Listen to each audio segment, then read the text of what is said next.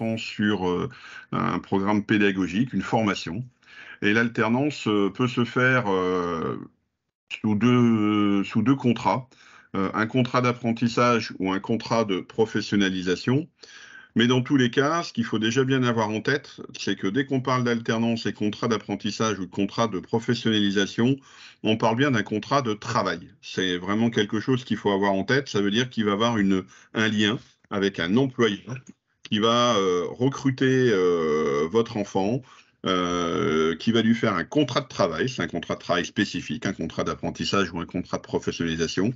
Et dans la spécificité de ce contrat de travail, c'est de permettre effectivement à ce nouveau collaborateur d'une entreprise de pouvoir suivre un parcours de formation. Le contrat d'apprentissage, il est ouvert pour un public qui est âgé de 16 à 29 ans, comme vous le voyez, avec des publics aussi qui peuvent être sous le fait de contrats de professionnalisation. Je vous explique un petit peu la subtilité et la nuance de tout ça juste après, et avec une possibilité d'avoir un public de 16 à 25 ans, mais la possibilité aussi pour un contrat de professionnalisation de pouvoir intégrer, ça vous concerne moins, mais je vous donne l'information, voilà, des personnes un peu plus âgées sous un statut de demandeur d'emploi.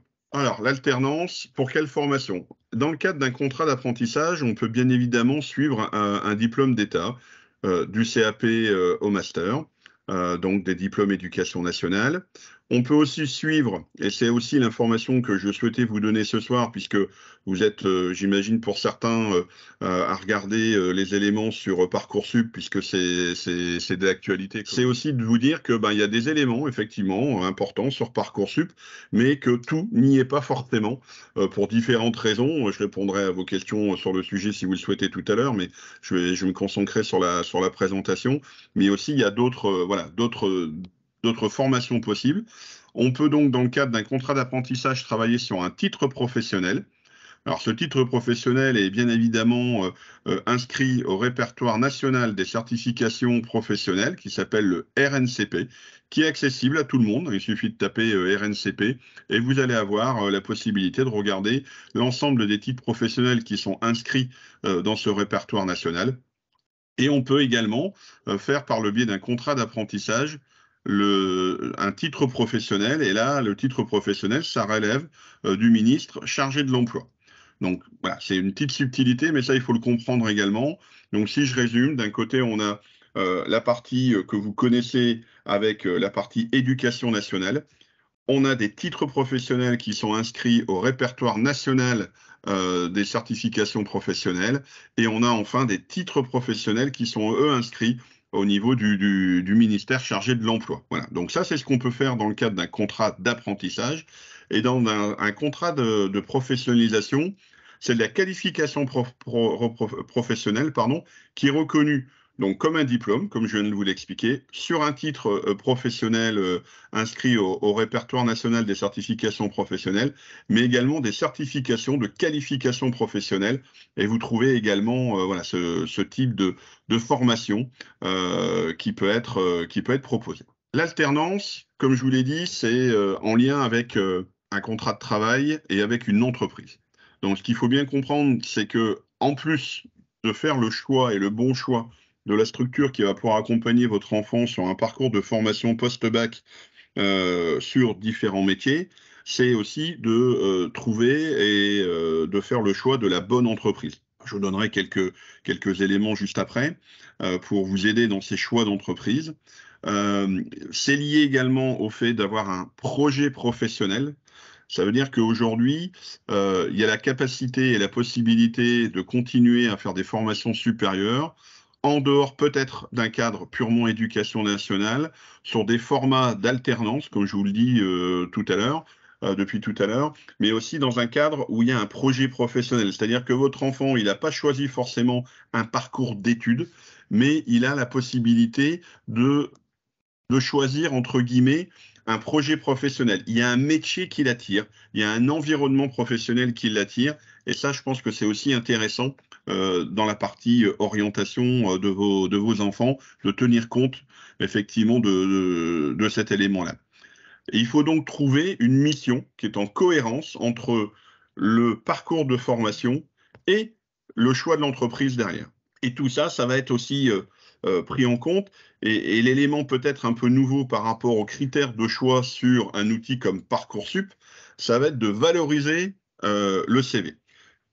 Juste un mot là-dessus, mais c'est important. C'est vrai que quand on sort de terminale et qu'on a 17, 18 ans ou 19 ans, sur le CV, il n'y a peut-être pas grand-chose. Mais chaque chose est importante. Un travail d'été, un engagement auprès d'une association, un engagement auprès du conseil des jeunes d'une commune. Toutes ces actions, des actions humanitaires, entre guillemets, des engagements auprès d'associations, voilà, tous ces éléments-là, ou dans un domaine sportif, bien évidemment, et j'en oublie certainement, tout ça, c'est des choses qu'il faut absolument valoriser sur le CV, puisque en plus de convaincre la structure de formation qui va accompagner votre enfant, il y aura aussi le fait de devoir convaincre un futur recruteur pour accueillir votre enfant dans son parcours professionnel. Donc là également, il ne faut pas hésiter à travailler ou à vous faire aider ou à poser des questions par rapport à cette valorisation de CV. Ça va être un élément important également pour convaincre l'entreprise derrière. L'avantage également de faire un parcours en alternance, c'est que comme la personne est salariée d'une entreprise par le biais d'un contrat d'apprentissage ou d'un contrat de professionnalisation, et ben, comme il est salarié d'une entreprise, il est payé. Donc il est payé avec un certain montant de pourcentage par rapport au SMIC et par rapport à son âge. C'est le tableau que je suis en train de vous projeter. Donc si on a quelqu'un qui rentre en première année d'alternance entre 18 et 20 ans, ce qui doit être le cas le plus majoritaire, eh ben, la première année, il va gagner 43% du SMIC. Et puis un peu plus la deuxième année, et ainsi de suite. Et il y a une évolution par rapport au nombre d'années qu'on fait en alternance et aussi, bien évidemment, par rapport à l'âge. Je vous ai mis juste en dessous la même grille, mais il y a des accords spécifiques dans la branche du transport et auxiliaire et activités auxiliaires. Ça veut dire que suivant la branche professionnelle dans laquelle l'entreprise va être rattachée, il peut y avoir des grilles de rémunération qui vont au-delà. Si je reprends mon exemple de tout à l'heure, entre 18 et 20 ans, en première année, dans un cadre normal, on touche 43% du SMIC. Si l'entreprise qui va prendre votre enfant en alternance est rattachée à la branche transport et auxiliaire et activité auxiliaire, il aura 51% du SMIC. Donc c'est déjà aussi un élément, je dirais, à prendre en compte. En contrat de professionnalisation, les montants sont un peu différents. On est à 55% ou 65% effectivement pour les moins de 21 ans et ça va bien évidemment jusqu'à 100% pour les 26 ans et plus. Tout ça, ce sont des éléments qui sont effectivement à prendre en compte également parce que vous allez avoir des sollicitations. Alors dans l'université, il y a le fait de s'inscrire à l'université.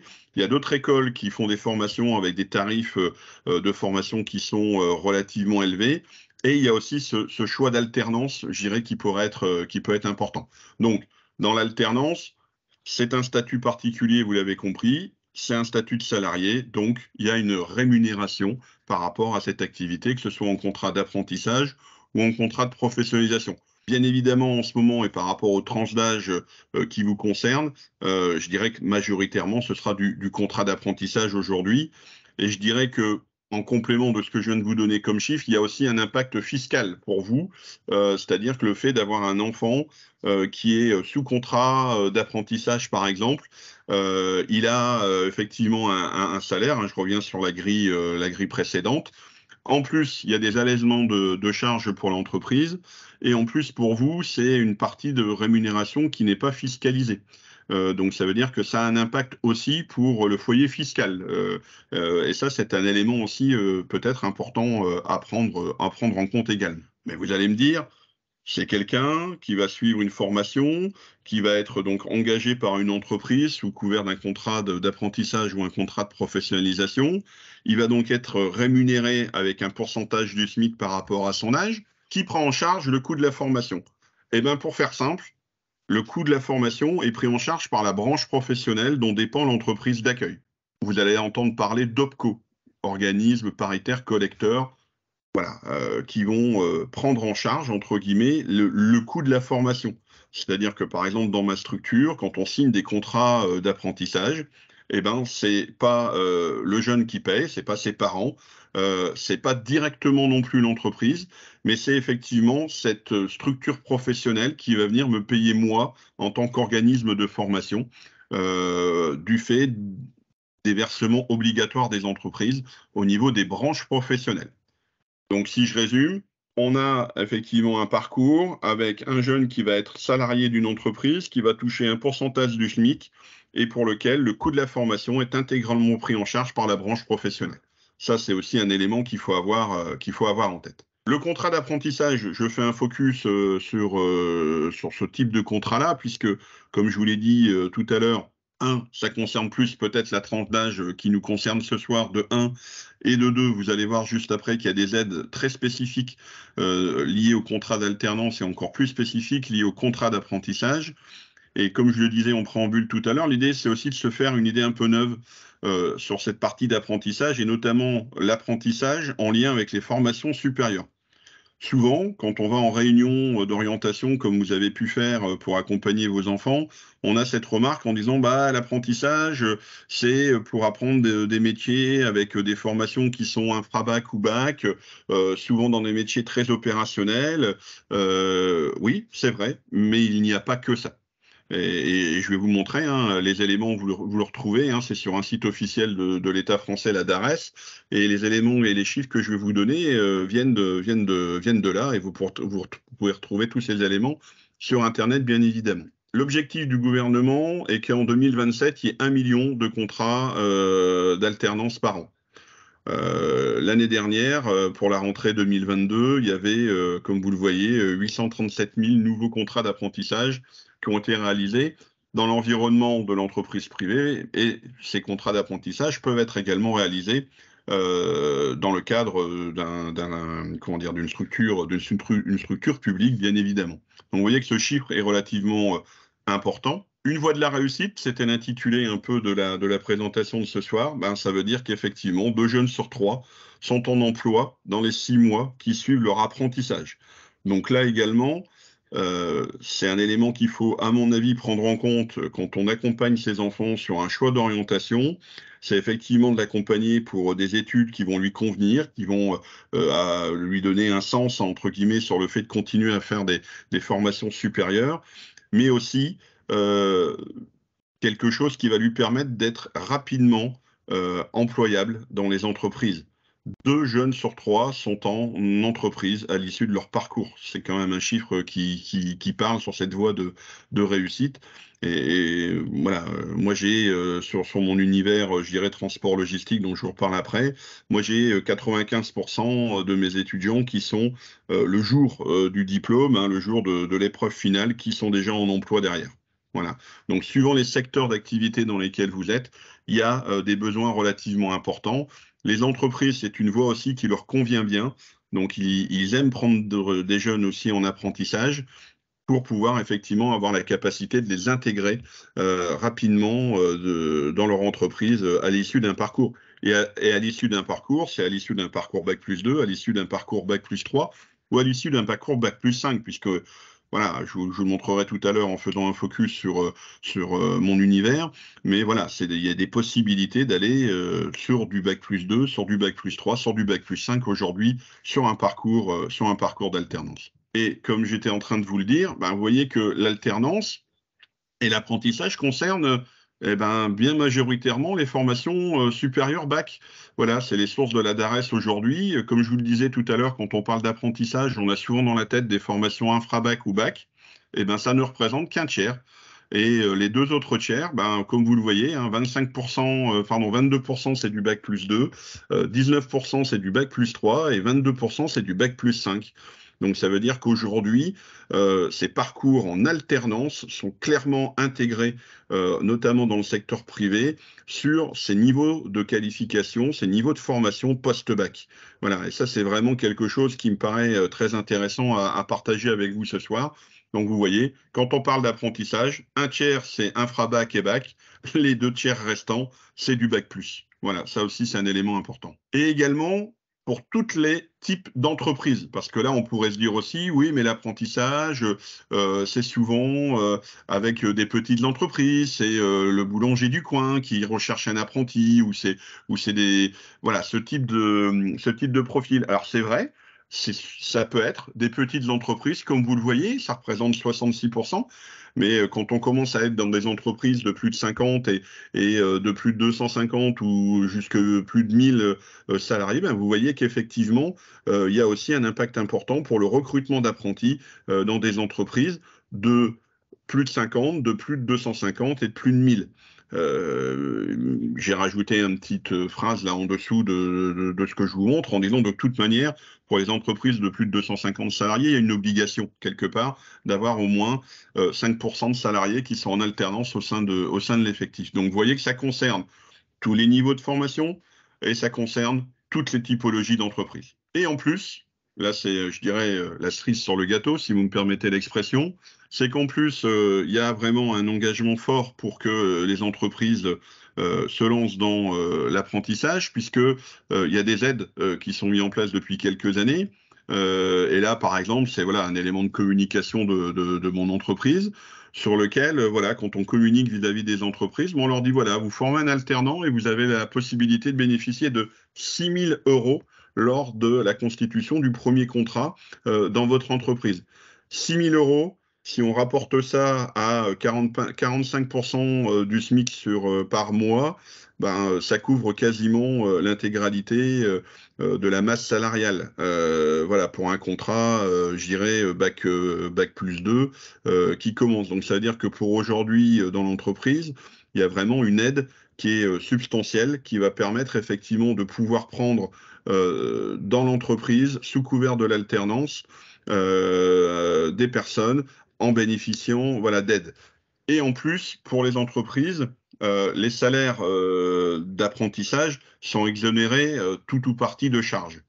Donc pour eux, c'est aussi un vrai avantage de pouvoir aussi prendre quelqu'un en alternance dans les entreprises. Et après, ben, comment trouver les entreprises? Ben, ça veut dire que là aussi, les structures de formation qui vous accompagnent, et là encore, j'ai illustré ça par rapport à mon univers, ben, ça veut dire qu'on va aider forcément, une fois qu'on a recruté au sein de notre structure votre fils ou votre fille, on va bien évidemment l'aider à trouver une entreprise. On est souvent issus et très proches de la branche professionnelle, je vous l'ai dit tout à l'heure, hein, c'est eux qui financent nos formations, c'est eux qui ont des besoins, c'est eux qui ont besoin de recruter dans leur entreprise des futures pépites qui vont devenir demain leurs futurs collaborateurs. Et donc, eh ben forcément, on va les mettre en contact. Donc, par exemple, sur des sites comme voilà, je vous montre ici, où on a déjà pour la rentrée de l'année prochaine des entreprises qui sont déjà manifestées en disant bah, j'ai besoin de prendre un ou plusieurs alternances pour la rentrée prochaine, c'est-à-dire des formations qui vont démarrer en septembre ou en octobre 2023.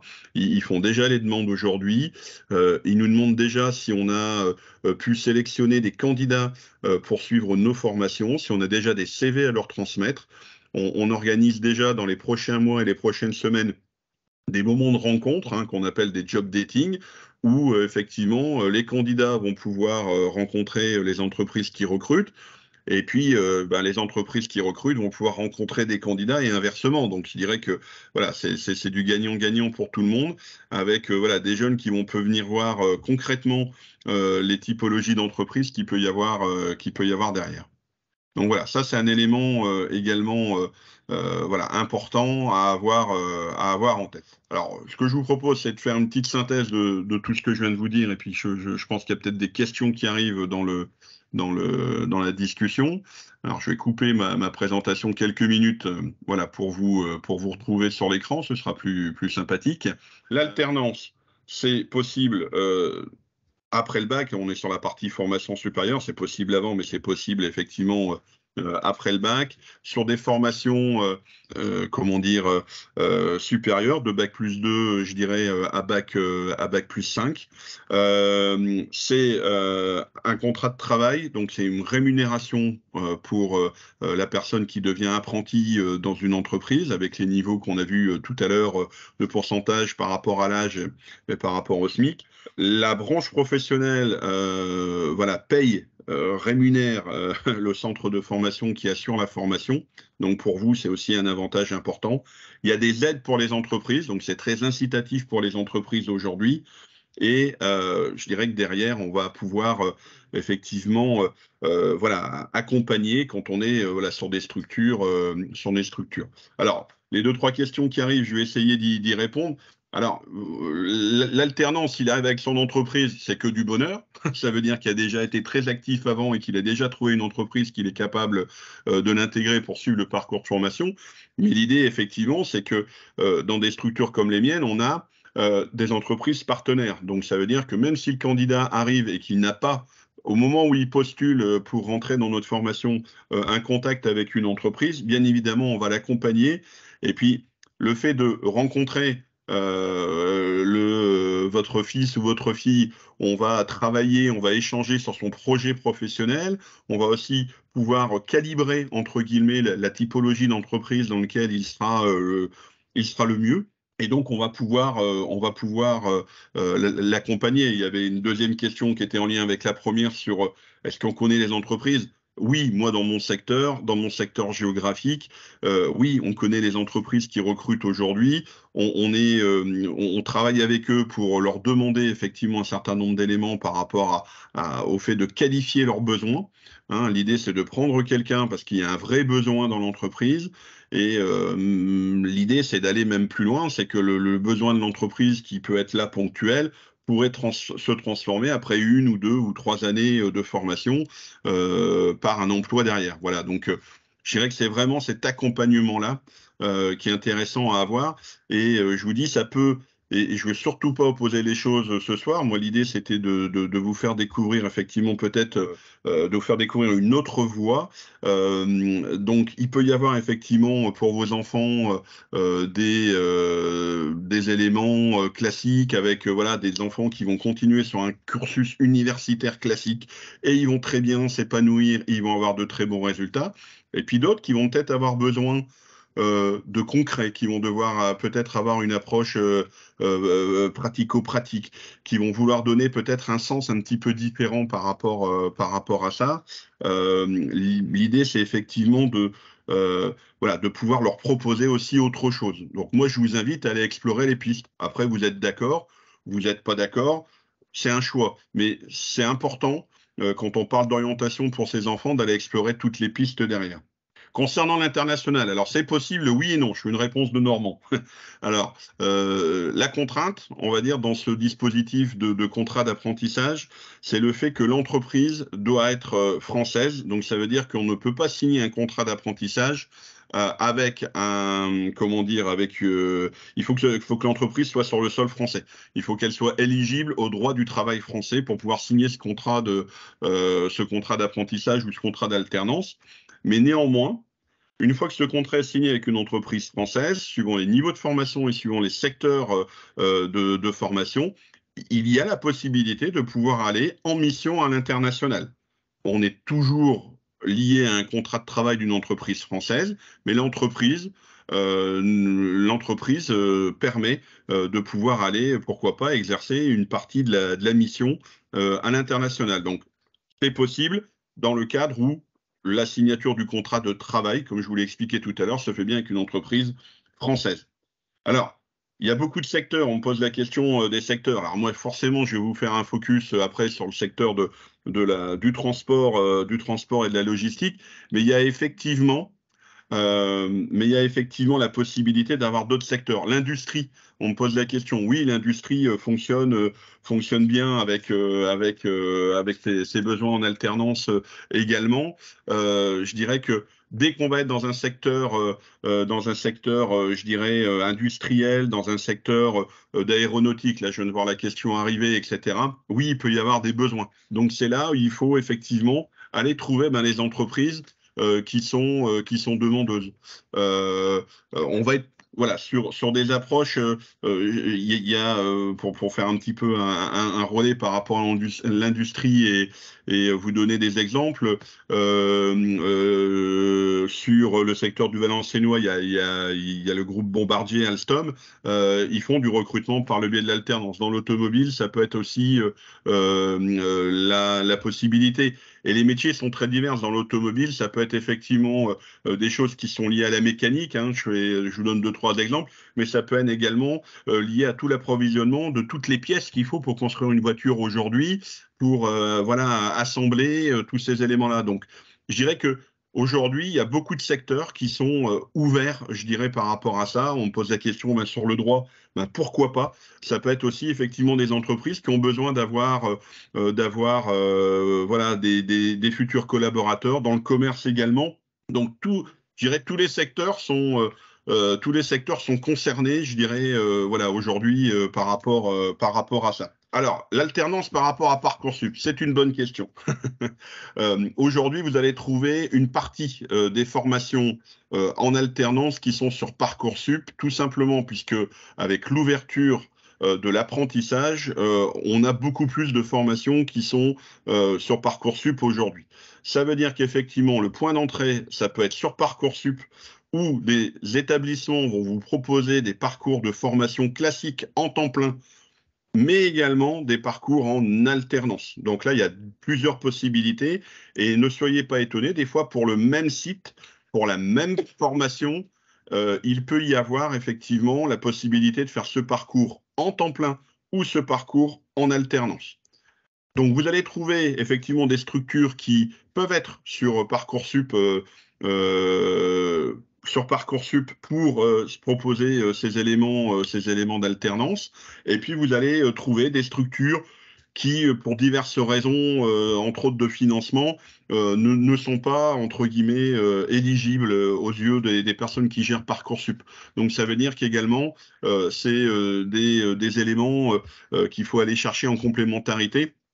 Mais si vous avez déjà une idée du métier, vous tapez sur un moteur de recherche le métier recherché et vous marquez en côté en alternance, vous allez avoir forcément des informations. La recherche des entreprises, oui, c'est une vraie question, hein, je vous l'ai dit, ça veut dire que ça fait partie des points de vigilance.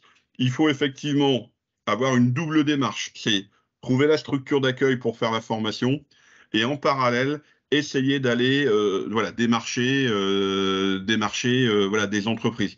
Aujourd'hui, si vous tapez sur des moteurs de recherche, hein, je ne veux pas faire de publicité pour l'un ou pour l'autre, vous tapez sur des moteurs de recherche, recherche poste en alternance, vous allez trouver sur voilà, des outils qui vont vous permettre de pouvoir trouver des entreprises qui sont en phase de recrutement sur de l'alternance. Et des fois même sur les sites directs d'entreprises que vous avez pu identifier dans tous les domaines d'activité qu'on a pu évoquer depuis tout à l'heure, vous allez voir sur leur site internet, il y a souvent un petit onglet, vous savez, sur le site internet où il est marqué nous recrutons, eh ben, vous allez cliquer dessus et il y a des offres qui sont en alternance derrière. Donc aujourd'hui, c'est vraiment une démarche qui est vraiment très, très ancrée aussi dans les entreprises. Et ils savent qu'ils vont pouvoir accompagner effectivement leurs futurs collaborateurs sur le sujet. Sur les places d'alternance, voilà, je viens d'y répondre et voilà, je vous dis, vous tapez le métier, vous tapez l'environnement, vous tapez alternance à côté, vous allez forcément avoir des sites qui vont vous accompagner et je dirais que les personnes qui sont le plus à même de vous accompagner, c'est la structure de formation. Voilà. C'est vraiment, je dirais, ce point important par rapport à ça. Sur la partie d'entreprise, il y a effectivement, je vois la question par rapport aux tuteurs. Oui, il faut qu'effectivement, et là aussi, il y a tout un travail qui est fait au niveau des entreprises avec les différents organismes de formation pour que leurs propres collaborateurs soient formés à avoir un apprenti avec eux. C'est-à-dire qu'il faut effectivement avoir une vraie place quand on arrive dans l'entreprise en tant qu'apprenti. Apprenti, c'est pas stagiaire. Stagiaire, c'est une convention de stage. On est là pour découvrir quelque chose, on est là pour observer. Quand on est sous le biais d'un contrat d'apprentissage ou un contrat de professionnalisation, on est salarié de l'entreprise pour faire quelque chose. Et c'est là toute la différence. Et donc, les entreprises ont bien compris il y en a qui accueillent des stagiaires et il y en a qui accueillent effectivement des alternants par rapport à ça. Et ça, c'est des éléments qui sont effectivement importants pour pouvoir effectivement voilà, les accompagner. Donc les entreprises font, je dirais aujourd'hui, un travail également, et quelle que soit la taille d'entreprise, hein, moi je travaille avec des TPME, moi j'ai déjà mis des alternants dans des entreprises où ils sont 5 ou 6, et j'ai déjà mis des alternants dans des groupes internationaux de plusieurs milliers de personnes.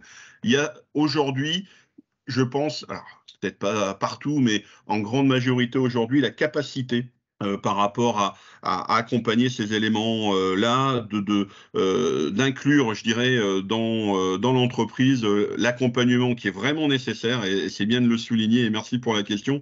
C'est une relation de confiance hein, qu'il faut mettre en place entre l'apprenti, le centre de formation et l'entreprise. Et il faut que ces trois personnes se parlent et se parlent constamment sur l'intégralité du parcours.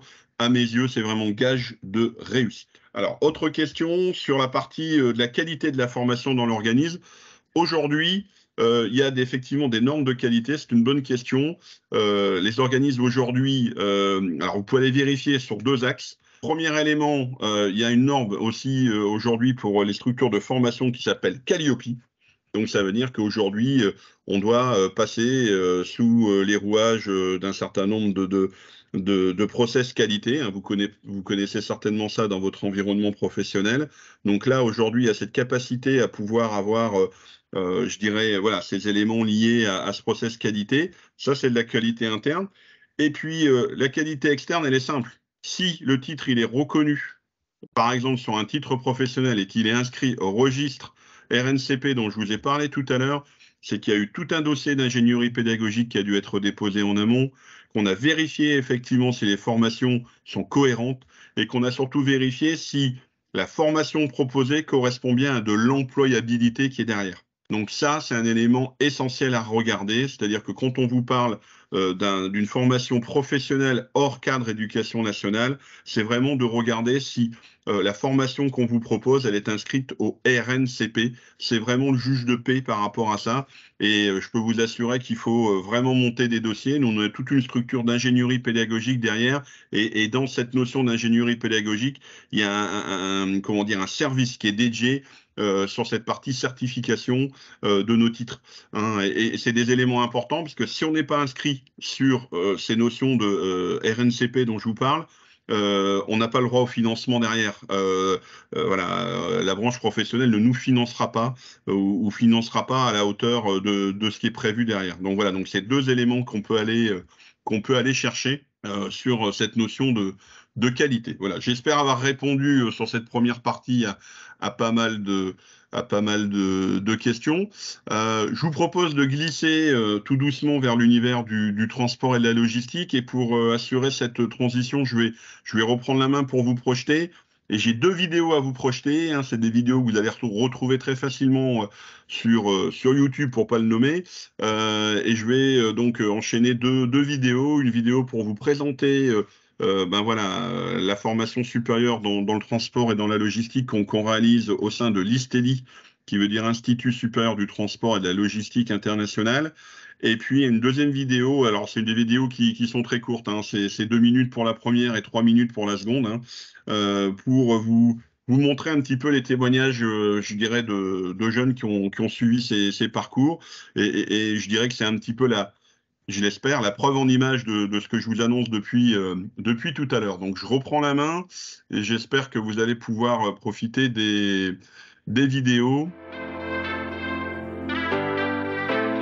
ISTELI, Institut supérieur du transport et de la logistique internationale. C'est la grande école du transport et de la logistique, formation supérieure du groupe Aftral. L'ISTELI offre des formations de niveau Bac+2 à Bac+6 qui préparent au métier du transport et de la logistique, comme l'organisation de chaînes de transport, le management, le commerce ou la gestion de projet. Principalement en alternance et plus particulièrement en apprentissage. Nos étudiants sont des salariés d'entreprise qui partagent leur temps entre entraînement à l'ISTELI et mise en application concrète en entreprise. Les personnes qui peuvent postuler à l'ISTELI, ce sont des personnes ayant un bac, tout cursus, soit un étudiant, soit un demandeur d'emploi, une personne en reconversion professionnelle ou militaire. Au sein de l'ISTELI, je me sens vraiment comme dans une grande famille où on avance tous ensemble. Avec le rythme, une semaine école, une semaine entreprise, intense et cool quand même. Les élèves passent par le site internet, ils ont un dossier de candidature à nous renvoyer. On leur envoie des tests à passer. Une fois que le process est validé, on les met en contact avec nos entreprises partenaires, puisqu'on a un réseau de 1000 entreprises partenaires aujourd'hui. Qui offre de nombreuses garanties aux alternants. La garantie de trouver leur entreprise d'alternance et la garantie de trouver un emploi en sortie de formation. 95% de nos jeunes ont un emploi le jour de la fin de la formation. Mon entreprise m'a proposé un CDI. J'aimerais intégrer du coup l'entreprise familiale pour prochainement la reprendre. Les entreprises recherchent de nouveaux collaborateurs et ils viennent les chercher chez nous.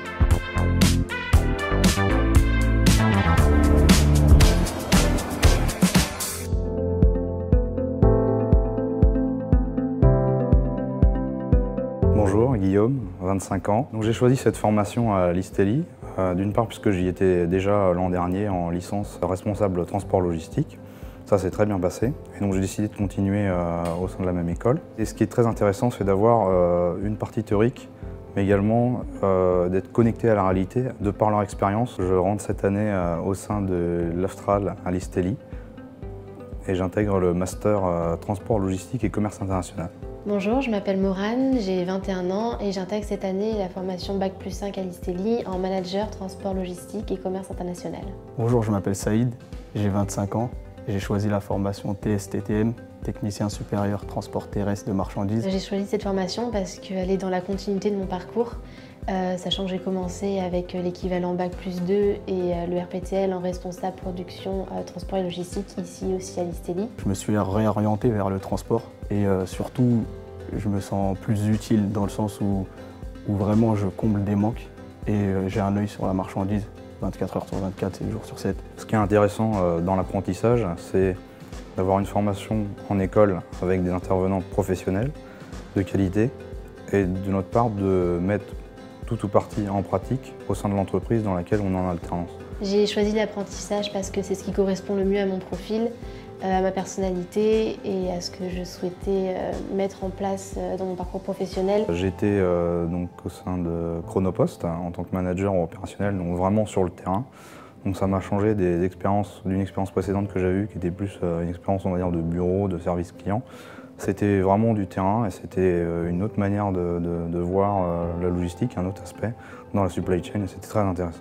Ce que j'apprécie le plus et ce que je retrouve maintenant depuis plus de 3 ans dans cette école, c'est que c'est un enseignement qui est très professionnel. Quand on arrive sur le terrain, on n'est pas perdu et on retrouve exactement ce qu'on a déjà pu trouver en cours. Je compte continuer mon cursus scolaire donc en +3, en Bac+3 pour pouvoir pourvoir le poste de responsable d'exploitation en fait, plutôt dans l'offshore plus tard.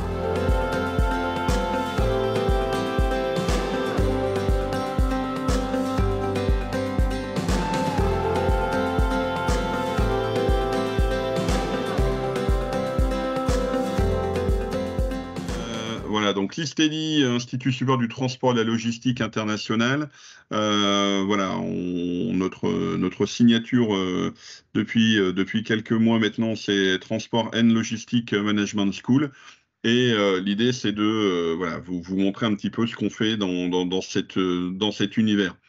Alors, qui nous sommes, pour vous donner un peu voilà, le reflet, mais ce que je suis en train de vous dire pour voilà, ma structure, c'est également valable par rapport à d'autres univers professionnels sur lesquels il y a des liens de toute manière proches. L'Aftral, c'est la structure mère. Aftral, ça veut dire apprendre et se former en transport logistique. C'est une structure qui a été créée il y a plus de 60 ans à la demande des professionnels qui voulaient tout simplement avoir des formations professionnelles dédiées à leur univers et à leur métier. Et aujourd'hui, l'Aftral, c'est effectivement le leader européen de toutes les formations, tout niveau, infra-bac et post-bac, au niveau de la formation et de la logistique. Au sein de l'Aftral, il y a toute une partie formation supérieure post-bac. Ces écoles professionnelles existent depuis 1976, donc vous voyez que c'est pas nouveau non plus, et que voilà, ça existe depuis plus de 40 ans aujourd'hui. Et l'idée, c'est effectivement de proposer voilà, aux entreprises du secteur des formations qui sont au plus proche de leur métier. Le réseau aujourd'hui des ISTELI, c'est 30 écoles supérieures qui sont réparties sur tout le territoire, hein, comme vous voyez sur cette carte-là. Donc dans notre voilà, je pense qu'il y a du monde de partout en France. Donc on est voilà, on est implanté un peu partout sur le territoire, en région parisienne, mais voilà, sur toutes les grandes villes de France. On est également en train de développer sur l'île de la Réunion, pour tout vous dire. Et aujourd'hui, voilà, l'essentiel de l'ISTELI, c'est donc voilà, 30 campus. On en a encore 2 de plus depuis l'année prochaine. On aura, à mon avis, 4 ou 5 de plus voilà, à la rentrée prochaine. Comme on existe depuis plus de 40 ans, bah, on a voilà, 10 000 anciens étudiants diplômés qui sont répartis en France, mais qui sont également à l'étranger, hein, puisque là aussi, à l'issue de la formation, il y a la possibilité de faire bien évidemment une carrière à l'international. Premier élément chiffré, que je partage avec vous, c'est un taux de réussite. Ça veut dire que 80% de nos jeunes valident leur parcours à l'issue de leur formation. Ça veut dire qu'il y a une vraie exigence aussi par rapport effectivement à cet environnement professionnel et sur la réussite de leur parcours. Avec des jurys professionnels qui sont avec un vrai degré d'exigence également, puisque l'idée c'est les personnes qui sont devant eux, quand ils les évaluent, vont devenir des futurs professionnels. Donc il y a vraiment ce degré d'exigence également par rapport à cette formation. De nombreuses entreprises partenaires, on en a plus de 4000 réparties sur tout le territoire. Comme je vous le disais tout à l'heure, on a 95% de taux de placement à 3 mois pour les étudiants qui sont sortis en 2022. Ça veut dire que grosso modo, quasiment 100% des diplômés étaient à l'emploi avant la fin de l'année 2022 en terminant leurs études courant septembre. Alors ça, c'est vrai pour le secteur du transport et la logistique. Mais je peux vous assurer que sur d'autres secteurs, il peut y avoir aussi d'énormes besoins par rapport à ça. Donc voilà, c'est là aussi où il faut, je dirais, aller découvrir un petit peu le degré d'employabilité à l'issue des formations. Ça me paraît effectivement essentiel. On a des partenariats avec différentes universités et différentes grandes écoles. On a, comme je vous l'ai dit tout à l'heure, 3000 apprenants répartis sur 2022. Et bien évidemment, on travaille de concert avec toutes les organisations professionnelles de notre branche du transport et de la logistique. Alors les formations, je ne vais pas forcément rentrer dans le détail de tout, vous allez retrouver toutes les informations sur isteli.fr, c'est très facile. Et vous allez retrouver la carte de France avec l'ensemble de nos campus et il suffit de cliquer sur la carte et vous allez avoir tout le détail des formations qu'on va pouvoir vous proposer. Donc des niveaux de formation Bac+2, Bac+3 et Bac+5.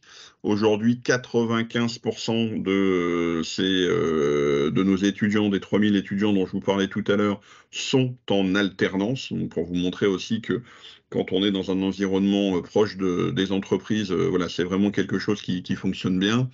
Donc, on a plusieurs Bac+2 qui vont s'intéresser au métier de l'organisation de transport sur l'univers du transport aérien et maritime.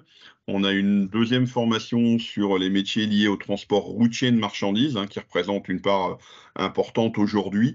Et le fait d'optimiser, de travailler encore de manière plus finement sur ces échanges routiers, voilà, ça peut avoir aussi un impact sur toute la partie développement durable. Hein. Voilà, c'est un univers qui avance beaucoup là-dessus, hein, comme l'aérien et le maritime.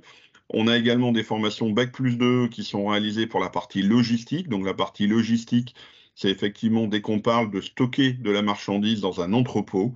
Et là, il y a des techniques spécifiques également pour pouvoir apprendre ce métier-là. Et quatrième Bac+2 qu'on réalise dans les ISTELI, c'est un BTS. Alors, comme je vous l'ai dit tout à l'heure, malgré notre structure, on va dire, voilà, professionnelle derrière, on a la possibilité, de par l'apprentissage, de pouvoir faire du BTS, qui est une préparation à un diplôme éducation nationale, vous le savez. Et dans notre périmètre, on va accompagner les jeunes pour faire donc le BTS gestion des transports et logistique associée. Donc ça c'est effectivement aussi, par exemple, sur ce BTS, vous allez le retrouver sur Parcoursup, bien évidemment. On va pouvoir retrouver ça et d'autres formations en alternance, vous allez pouvoir les retrouver également. Ça, c'est sur le niveau Bac+2. Niveau Bac+3, on va être sur des formations donc qui sont accessibles à l'issue d'un Bac+2. On va pouvoir travailler sur des notions qui vont rester dans l'organisation de transport, de logistique, de commerce et de douane, mais avec une notion de futur manager de proximité. Donc des gens qui vont prendre, à l'issue de leur parcours professionnel de quelques années, qui vont pouvoir prendre des responsabilités en entreprise. Alors des responsabilités en entreprise, soit en transport et en logistique, sur la partie organisation de transport, soit sur la partie douane. Alors, la partie douane, aujourd'hui, c'est quelque chose de relativement important.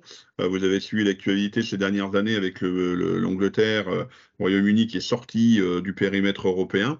Et ben, la frontière qu'on avait au niveau de la France, qui était à 3000 km, elle s'est rapprochée. Et puis même pour ceux qui sont comme moi basés dans le nord de la France, et ben, on a à 80 km la première frontière, puisque quand on veut aller passer le port pour aller en Angleterre, ben aujourd'hui les frontières se sont rapprochées, donc il y a également des besoins dans ce domaine de la douane. On fait également une formation sur la partie commerce, donc là c'est plus des attitudes commerciales, mais dans l'environnement de l'organisation de transport et de la logistique. Et on a également une formation Bac+3 pour être futur responsable en logistique avec des métiers liés à l'environnement professionnel. Et à l'issue d'un Bac+3, on peut continuer sur un Bac+5. Alors un premier Bac+5 qui a orientation plutôt commerce international, où on va plutôt préparer nos jeunes et nos moins jeunes sur des activités qui vont être liées plutôt à des stratégies de développement auprès de la direction, de la gestion de projet avec un axe fort sur le commerce international. Et la même chose en Bac+5 sur tout ce qui va être opération et process logistique, de la gestion de projet, de l'implantation de nouveaux entrepôts, par exemple. Donc là, on est sur des niveaux, je vous dis, gestion de projet. C'est vraiment le terme qui définit le mieux ces niveaux Bac+5. Et on a également un Bac+6 sur un master spécialisé qui est fait sur la région parisienne, en lien avec l'École nationale des ponts et chaussées, pour pouvoir travailler sur une spécialisation. Donc, ces niveaux de formation, Bac+2, Bac+3, Bac+5, l'intégralité se fait avec la possibilité de le faire en alternance, avec une possibilité de venir directement après le bac se lancer dans une formation Bac+2, de pouvoir continuer sur un Bac+3, de pouvoir continuer sur un Bac+5, mais aussi suivant les parcours, et c'est là la richesse et la diversité qu'il faut avoir en tête. On peut très bien avoir quelqu'un qui fait un Bac+2 avec un BTS ou avec une autre formation qui va venir suivre un Bac+3 derrière, et on peut très bien accueillir quelqu'un qui a fait un L3, une licence, qui va venir postuler pour continuer, se spécialiser sur la dernière année pour faire son parcours en alternance sur notre Bac+5. Donc l'intérêt, c'est de pouvoir effectivement soit vous proposer une filière complète Bac+2, Bac+3, Bac+5, soit, suivant la construction du parcours professionnel de votre enfant, l'accueillir après un Bac+2, l'accueillir après un Bac+3, ou l'accueillir pour une continuité d'études. Voilà, donc ça c'est les formations qui sont dispensées chez nous, et je vous dis, pour avoir plus de détails, et je réponds à vos questions si vous le souhaitez après, vous tapez isteady.fr, vous allez retrouver toutes les informations sur tous ces niveaux de formation. Les métiers visés, pour vous donner une idée, parce que là aussi on rentre dans un univers un peu plus avec un langage professionnel. Sur le Bac+2, on va parler d'experts techniques, on parle d'agents d'exploitation, d'affréteurs, d'agents de transit, d'adjoints responsable logistique. Sur du Bac+3, comme je vous l'ai dit tout à l'heure, on est plutôt sur un environnement manager de service, manager de proximité, avec des métiers pour demain qui vont être responsables d'exploitation, responsables logistique, responsables douane, et puis des responsables de services et de différents centres de profit. La richesse aussi de nos métiers sur ces niveaux Bac+2 et Bac+3, c'est une vraie diversité de métiers. Des métiers qui vont être dans l'organisation professionnelle, dans l'organisation technique d'une opération de transport, mais on peut faire des choses avec du commerce, on peut faire des choses avec une partie un peu plus liée au droit du transport, on peut faire des choses liées à la partie contrôle de gestion. Donc là, on va analyser les chiffres pour savoir où est-ce qu'on gagne de l'argent, où est-ce qu'on en perd, et les plans d'action qu'il faut mettre en place derrière. Donc il y a une vraie diversité de métiers également dans ces univers-là. Et le Bac+5, on est plutôt des futurs responsables de service ou plutôt responsables de développement avec une vision là, et on va parler de termes comme le supply chain manager par exemple, et ou du développement à l'international. Donc voilà, sur les métiers visés. Je le rappelle, ces formations-là sont sur tout public avec tout type de financement. Ce soir, on fait un focus sur la partie contrat d'apprentissage et contrat de professionnalisation, mais peut avoir d'autres types de publics pour suivre ces formations. Et nous, on est capable de les accueillir et de s'adapter par rapport aux besoins. Et là, je vais répondre aux deux questions qui m'ont été proposées en disant les profils de vos intervenants et comment s'organisent les relations entre vos équipes et l'entreprise. Comme je le disais tout à l'heure, il faut qu'on fonctionne vraiment sur un trio entre l'apprenant, entre l'entreprise d'accueil et entre la structure de formation. C'est important qu'il y ait des échanges réguliers. Comment ça se passe? Tout simplement, dans le cadre d'un contrat d'apprentissage, par exemple, il y a des obligations de devoir se rencontrer, de mettre en place un livret d'apprentissage, d'avoir des échanges avec le tuteur en entreprise, avec le jeune et avec le centre de formation. Donc ça, il y a une vraie complicité, j'ose le mot, une vraie complicité qui se met en place sur cette partie-là. Et puis deuxième élément de réponse, nos intervenants, les personnes qui sont en pédagogie dans les ISTELI, ce sont tous d'anciens professionnels. Minimum 10 à 15 ans d'expérience professionnelle avant de devenir enseignant, responsable pédagogique au sein des ISTELI. Ça a été mon cas. Moi, j'ai fait une vingtaine d'années dans le transport et dans la logistique, avant de rentrer à l'ISTELI il y a quelques années maintenant comme responsable pédagogique, et puis pour prendre des postes aujourd'hui de direction et avec un rayonnement national comme je vous l'ai expliqué tout à l'heure. Mais on a tous cet ADN-là de la vie d'entreprise, et on fait intervenir, et là c'est ce que je vous présente à l'écran maintenant, de nombreux professionnels tout au long du parcours. On a des échanges avec la profession sur les besoins et sur la formation. C'est ce qu'on appelle nos comités régionaux d'orientation, et on réunit les professionnels 2 fois par an pour échanger avec eux sur les évolutions des métiers et sur les besoins de faire évoluer nos formations demain. Les jurys, ce sont des jurys professionnels, donc les jurys professionnels interviennent avec nous pour la sélection des candidats, pour les épreuves partielles, pour les épreuves finales. On a également des parcours de validation d'acquis de l'expérience. Là, ça ne concerne pas les publics les plus jeunes. On a des professionnels qui sont des parrains ou des marraines de promo durant tout le parcours. On a des simulations d'entreprise qui sont organisées avec la présence de nombreux professionnels qui viennent effectivement participer à nos actions pédagogiques. On a effectivement des liens avec les entreprises sur la recherche de nouveaux collaborateurs, et on leur fait bénéficier notamment de notre réseau d'anciens. Les grandes écoles ont un réseau d'anciens qui s'appelle l'Alumni. On s'appelle ISTELI, donc on a créé l'Alumni ISTELI. Donc c'est tout le réseau de nos diplômés qu'on partage également avec les entreprises partenaires. Les entreprises participent, comme je vous l'ai dit, activement à la pédagogie. Et la pédagogie, chez nous, c'est également des visites d'entreprise. On va voir un entrepôt, on va voir des transporteurs, on va voir du matériel, on va voir des organisations sur des sites logistiques, sur des sites industriels, sur des sites d'industrie suivant les niveaux de formation, puisque ça reste très large. Dans des industries, comme on en parlait tout à l'heure, il y a forcément des services logistiques et forcément des services transport également. Il y a des participations à des mises en situation professionnelle, il y a du coaching, il y a des conférences. Il y a vraiment une présence importante des professionnels. Et là aussi, ça répond à la question un peu comment la sélection des profils d'intervenants. Les personnes qui sont salariées de l'ISTELI sont tous des anciens professionnels. Et les professionnels qui viennent effectivement nous accompagner dans l'action pédagogique, ce sont des professionnels, je dirais, en activité aujourd'hui, qu'on accompagne sur ces actions pédagogiques. Et bien évidemment, les entreprises accueillent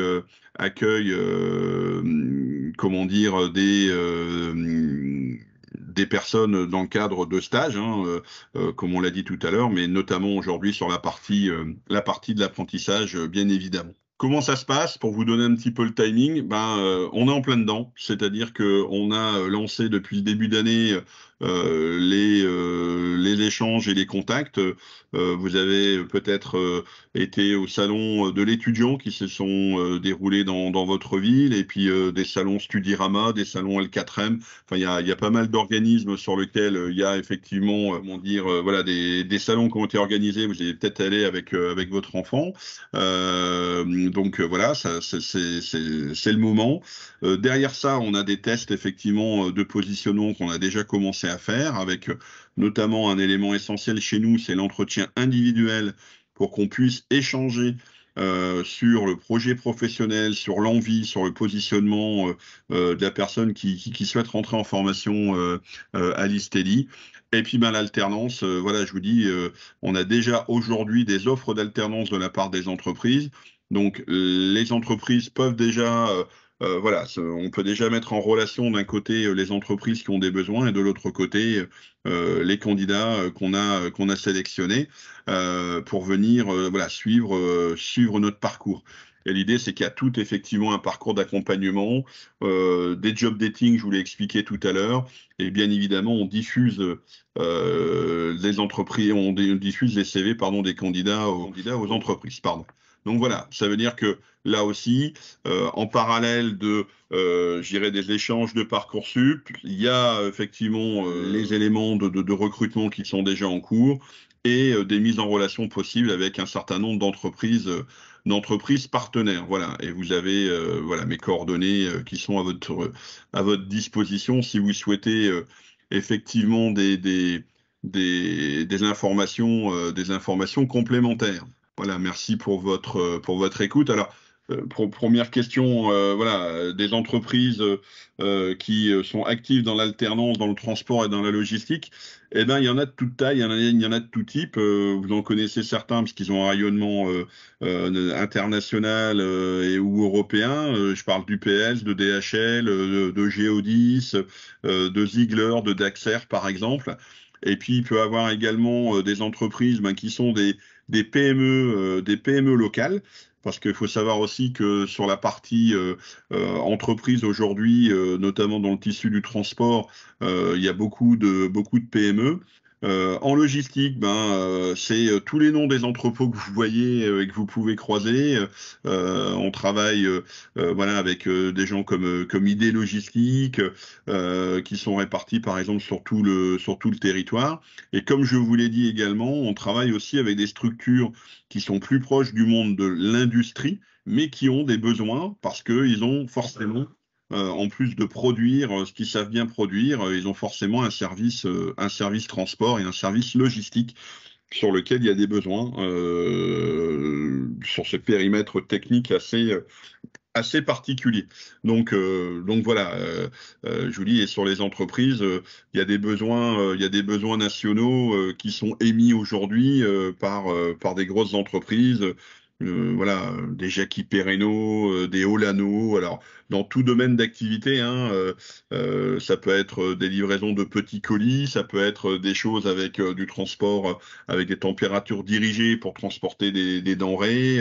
Voilà, il peut y avoir voilà, des structures comme Delanchy qui sont spécialisées sur la partie marée, des réseaux comme Primévert qui sont sur la partie primeur, fruits et légumes, vous l'aurez compris.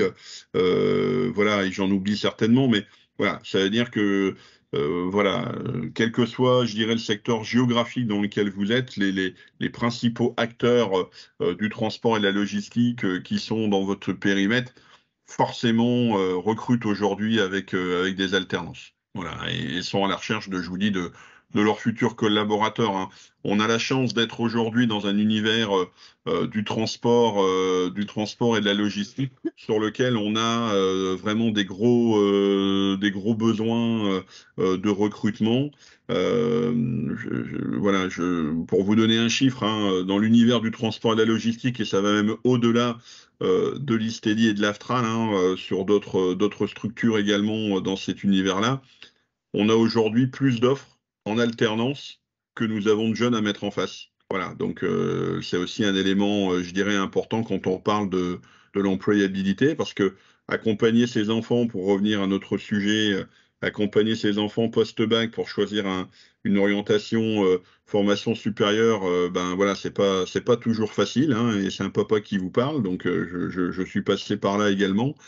L'idée, c'est aussi de pouvoir essayer d'accompagner son enfant sur un environnement sur lequel il y a de l'emploi derrière. Parce que faire des études sur des niveaux supérieurs, et on se rend compte derrière que l'employabilité finalement n'est pas au rendez-vous, que les métiers sur lesquels on voulait se positionner de formation plus généraliste, on se rend compte qu'il y a pas forcément de débouchés et que ben, c'est pas forcément évident de trouver je dirais, l'entreprise qui va être demandeuse de cette formation générale supérieure.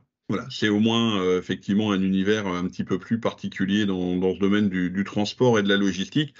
Et l'idée de ce soir et voilà et sa boucle, je dirais, c'est le fait de vous donner une idée à ces formations en alternance. Et comme je vous l'ai montré tout à l'heure, vous voyez que beaucoup de formations en alternance sont dédiées sur la partie bac plus aujourd'hui, et en plus dans un univers qui est pas très connu ou qui est méconnu. Ou voilà, parce qu'on a effectivement voilà des regards peut-être sur les métiers du transport et de la logistique qui sont pas toujours très positifs, on va le dire comme ça. Mais voilà, on a effectivement cette chance d'avoir une vraie diversité de métiers. Comme je vous l'ai dit tout à l'heure, il y a des gens qui vont gérer les opérations de transport, il y a des gens qui vont faire du commerce, il y a des gens qui vont travailler plus sur l'approche logistique, il y a des gens qui vont être plus au contrôle de gestion, il y a des gens qui vont travailler sur la partie qualité, il y a des gens qui vont être au service client. Enfin, il y a beaucoup de métiers aujourd'hui, et c'est ça, c'est une vraie chance aussi pour évoluer dans cet univers-là demain. C'est que il y a cette possibilité de pouvoir entrer sur un axe métier peut-être opérationnel au départ, mais de pouvoir évoluer entre guillemets pour la suite dans les entreprises. Quelle formation, quelle spécialité avant le supérieur? Aujourd'hui, on a la chance de pouvoir accueillir au sein de nos formations des parcours très différents. C'est-à-dire qu'aujourd'hui, on peut très bien avoir des personnes qui ont fait des parcours infrabac ou des bacs pro ou des bacs généraux ou même déjà un début de formation supérieure, mais dans une voie qui finalement n'a pas été une réussite. Et on est capable, nous, de les accueillir par rapport à ça. Nous, c'est le profil du candidat qui nous intéresse, c'est le projet professionnel, c'est lui faire découvrir aussi des métiers qui sont des fois très méconnus. Hein, et je dirais que si on fait le lien avec l'actualité de ces dernières années, ben, vous avez vu que même pendant une période difficile qu'on a tous vécue, quelle était la période du confinement, eh ben, les activités du transport et de la logistique ont continué à fonctionner pour pouvoir aller un minimum faire ses courses et trouver des choses dans les magasins quand on en avait besoin. Donc vous voyez que c'est aussi un secteur d'activité qui a cette capacité de résilience et cette capacité d'adaptation par rapport au contexte dans lequel on est aujourd'hui. C'est un secteur qui a su se diversifier également avec les nouvelles modes de consommation. Aujourd'hui, on est tous consommateurs, j'imagine, sur du e-commerce. Quand vous cliquez et que vous commandez quelque chose sur Internet, vous allez peut-être pouvoir maintenant réfléchir peut-être un peu plus à l'impact que ça a quand on fait le clic pour commander quelque chose et de dire, tiens, quelle organisation il faut pour que quand je clique ce soir sur mon colis à 21h19, je puisse l'avoir chez moi demain avant midi. Donc voilà, il y a tout un schéma transport et logistique qui est mis en place derrière pour pouvoir assurer aussi, je dirais, des livraisons rapides. Voilà. Il y a beaucoup d'exemples là-dessus. Mais je vous dis, voilà, n'hésitez pas. S'il y a d'autres questions, je suis preneur. Hein, écoutez, oui, je vais poser une question. Voilà. On a Gilles, l'alternance en tant que parent, ça fait un peu peur parce qu'on se dit pas structuré. Enfin voilà, on ne s'imagine rien parce qu'on ne connaît pas. Ouais. Quels sont les conseils, tout simplement pour les parents? Alors déjà les parents, voilà, il faut savoir que je dirais que faire un parcours de formation aujourd'hui par la voie de l'alternance, c'est simplement pouvoir illustrer, moi c'est comme ça je rassure quand on a des questions, c'est d'avoir effectivement des parcours qui sont des fois 50% en centre de formation et 50% en entreprise. Donc ça veut dire que ce qu'on va pouvoir mettre en appliqué, c'est de se dire que toute la partie, on va dire, théorique qu'on va voir dans la structure de formation, les apprentis vont découvrir ça la semaine suivante quand ils seront en entreprise. Donc il y a ce côté très pratico-pratique, entre guillemets. C'est une pédagogie qui n'est pas une pédagogie magistrale. C'est vraiment quelque chose, je vous dis, où on va mettre les apprentis et les apprenants de manière plus générale encore plus actifs, entre guillemets, dans leur formation. Ils vont devoir travailler en groupe, ils vont devoir aller chercher des informations, ils vont peut-être des fois aller poser des questions dans l'entreprise dans laquelle ils sont en alternance pour pouvoir répondre aux questions qu'on leur pose. Et tout ça va structurer, entre guillemets, le parcours. Donc il y a vraiment un lien fort entre je dirais, le déroulé pédagogique d'une action de formation et le fait d'être en alternance. Voilà. Je ne sais pas si j'ai répondu à la question, Marie-Françoise. Oui, très bien, mais je suis très agréablement surprise, c'est sur l'alternance avec le BTS notamment, où moi actuellement j'accompagne beaucoup de jeunes, avec leurs parents bien sûr, ou des jeunes qui sont en train de décrocher. Oui. Et les chiffres donnés m'interpellent.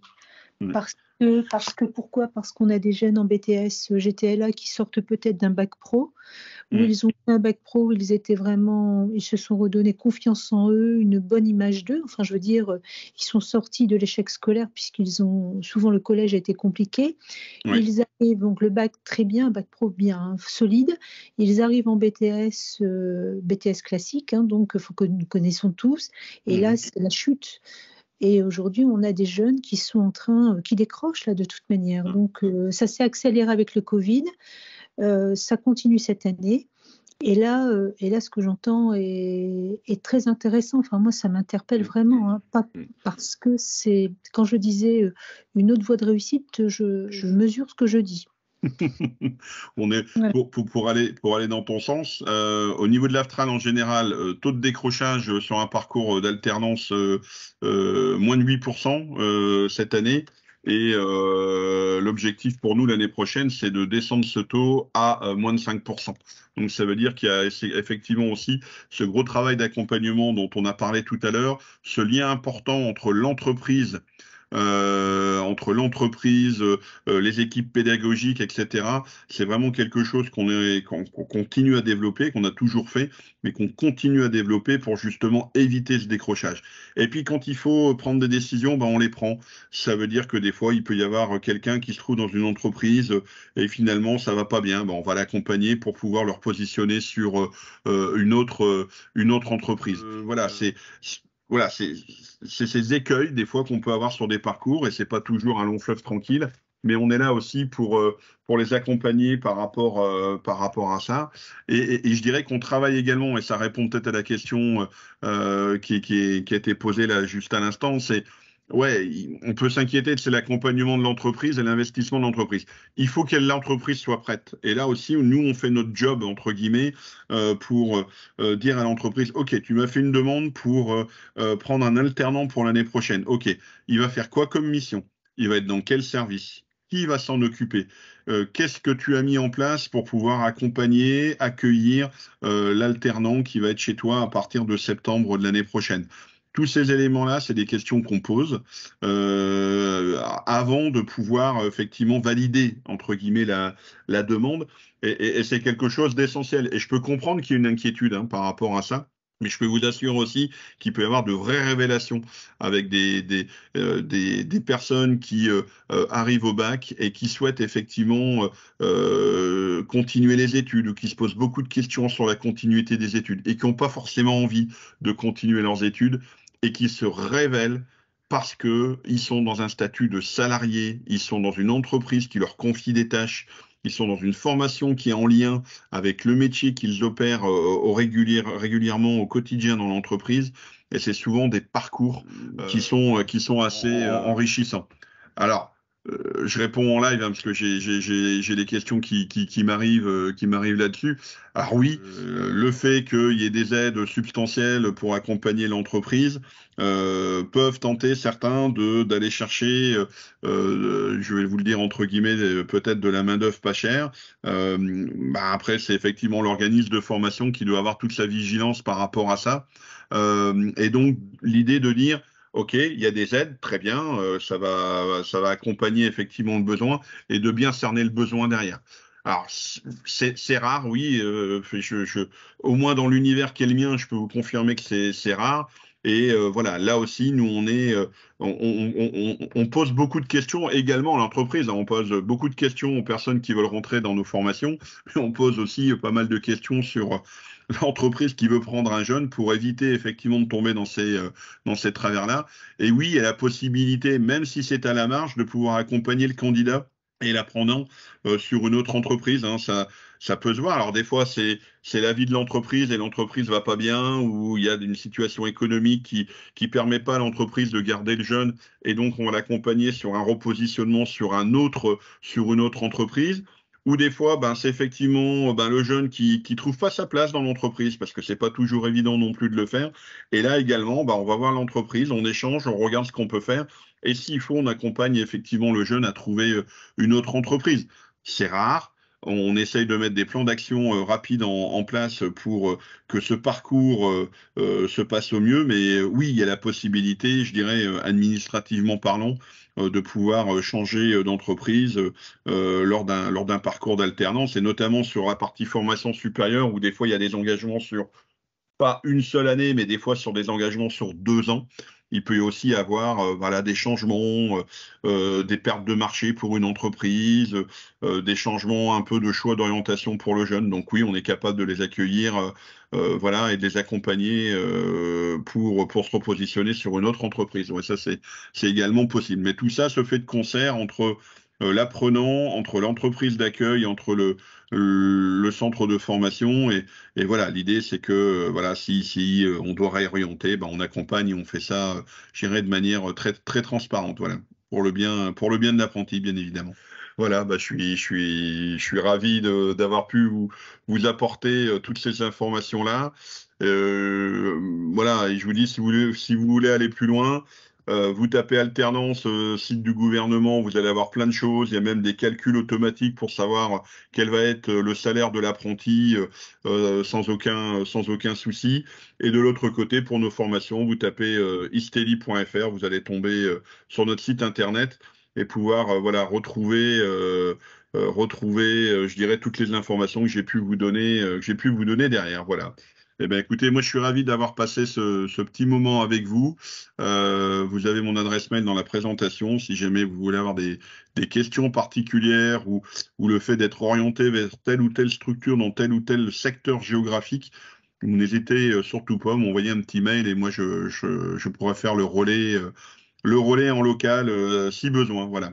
C'est nous qui vous remercions infiniment. C'était vraiment très important pour nous, parce qu'on se pose beaucoup de questions. Vraiment, l'orientation a vraiment évolué pour nos enfants. Ça ne ressemble plus du tout à ce que nous avons connu.